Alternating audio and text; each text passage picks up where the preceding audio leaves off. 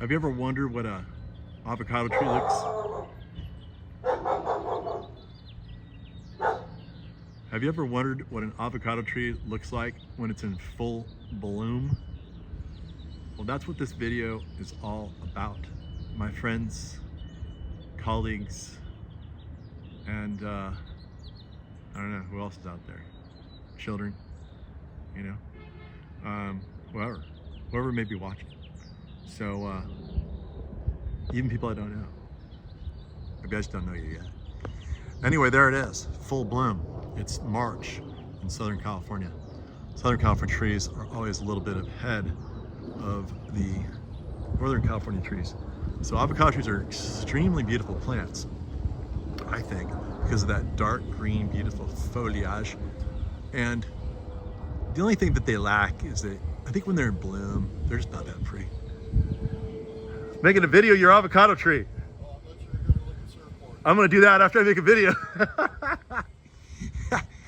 Yeah, I'm actually here to buy surfboards. I'm in Huntington Beach. And so this is a beautiful, beautiful tree in full bloom. And it's a great example, really good lighting. That's the neighbors. That's the neighbors. Oh, okay. Cool. Are you Gary? Yeah, is it okay if I make a video? Sure. Right on, right on. All right, yeah. So I'm out in the street, so I figured I could just do it. But you should always ask. Anyway, so there's the tree. You can see the blooms. Are they starting to open yet? They are. There they are, opening up like that. Okay, so let's see. You're gonna have different opening periods for different types of trees. One tree opens up in the morning as a female, and then closes and then opens as a male in the afternoon, and then the opposite for the other types of trees. So you want to get A flower trees and B flower trees. There's two different types, and sometimes they're ambiguous. They just kind of don't really define one way or the other. And but it's really good to have that A, B trees right next to each other. It's going to heighten pollination chances. And the way I look at it is the more different varieties you have in close proximity to each other, just heightens the potential for bloom on all the trees. Now here's something interesting. So this big boy tree right here, you can see the flowers are actually open. See the open flowers? Those are open, okay? Now this tree next to it, it's probably a seedling. Even though it's, you know, probably very similar with its genetics, these are all closed. And so that's just how it is. But I was saying that the avocado tree, probably the ugliest time of year, I think, is when it's in bloom. Because the flowers aren't that pretty, they're just kind of a dull yellow. And at the same time, there's so much energy going into flowering that you end up getting this just crinkly, dry leaves, and they like to just kind of fall off the tree. You can see there's a lot of leaves falling on the ground this time of year. Those are all the aborted flowers. So the other thing about flowering is the tree will make millions of flowers, but it can only make hundreds of fruit. So it's one of those things where, you know, I guess it's kind of like, for lack of a better definition or comparison or analogy, however you want to say it. The one that comes to mind is sperm cells. There's a whole lot. You only need one. But in this case, you need several hundred. And they sort themselves out, figure out how to, which ones are going to have some kind of intelligence in them. Because not all, you imagine if every one of these things fruit, you have like 50 avocados right here. That's just not going to happen. So the tree is really smart and knows which ones to give up. There's a little bit of a nice iris in there. But yeah, so don't worry if your trees look like this, you know, in spring. That's just par for the course right there. And it's going to have all new leaves. You don't have to believe me. You just have to look and to know that I'm not fooling around. It really is the truth. See that? Watch my video. Gary, my avocado tree is dying. You can see all these phone calls I get this time of year. It's just so annoying. But it is what it is when you're the avocado guy. Everyone's going to call you when this happens. This is totally normal. But if you stand back, the overall tree looks really beautiful. And I'm not sure what variety this is, but I would bet this tree is going to be absolutely loaded with fruit. Let's take a big stand back and see what an avocado tree looks like when it's in flower And again, like, I think this is probably the ugliest time of year because that color just doesn't do it for me, that dull green. But the rest of the year, when it has beautiful green foliage on it, that's super lush looking, I think it's a hugely ornamental tree. Use it as a shade tree. You can use it as a screen against views that you don't want to see. And of course you can use it to eat. And when the fruit is on the tree, it becomes extremely decorative. So think about using these trees as decorative trees, not just as utility food makers. And that is what an avocado looks like when it's in full bloom. And that's what you should expect when you're expecting your avocado to bloom. Well, which one should I get? Look at this. These are Howard's surfboards. I should give a plug for Howard. Hey Howard, you in there? I saw this one online. I really like this one. This one's cool. Oh, look at that. These are great. Yeah. Well, look at this one. That's got the yellow going to orange sunset style.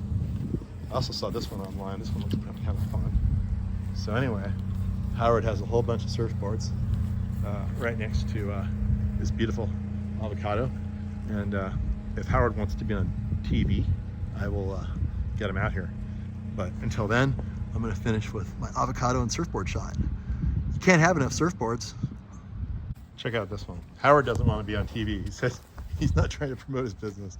He said he sold a surfboard to everybody in this neighborhood. They just drop them off here and try to get a little, gets a little more than what he sells it for. If you really want Howard's number, give me a call and I'll tell you. Or just send me a message. But I like this board right here. Look at this, it's a 6'8". It's extra thick for the big boys, us big boys. It's got the short board shape and fun colors, right? And it's got the tortoise on front.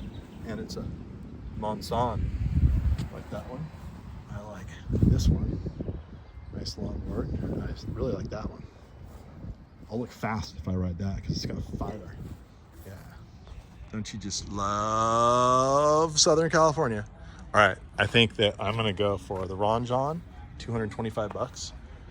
The Rock and Fig, this is a really cool 710. This is a transition board for my kids to go from big boards to small boards. And then this one's for me. This is a performance, thick, short board, fish.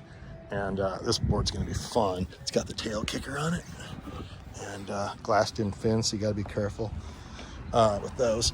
But yeah, I think that. And he said, oh, I tried to get a 10% discount if I buy 3, but he said, no, but I'd be willing to give you this Bruce Jones similar size board for free, 4 boards. So this one's the bonus board. Yeah. So Howard, I told everybody if they really want to buy surfboards, they're going to call me first and I'll maybe give them your number. Oh, that's fine, yeah. You're too far away. That's true. I have people drive from everywhere. All right. I've sold guys from the Great Lakes, from the Colorado River, where they wake surf. Oh, really? Oh, yeah. I sold one to a guy. And they all find you on Craigslist? Huh? They all find you on Craigslist? All on Craigslist. Oh my gosh. Yeah. And that's the legend right there. That's Howard. And that's his neighbor's avocado tree, to be exact. That doesn't make any fruit, apparently. No. So I don't know what's up with that, but. Uno, dos, tres, cuatro, cinco, seis, siete, y veinte, y cuarenta. Está bien. $740 for 4 really good boards. I'm super stoked. Está bien. All right. Mi amigo. And that right there, my friends, is a legendary water polo coach. And the way I know that, look at all those beautiful boards.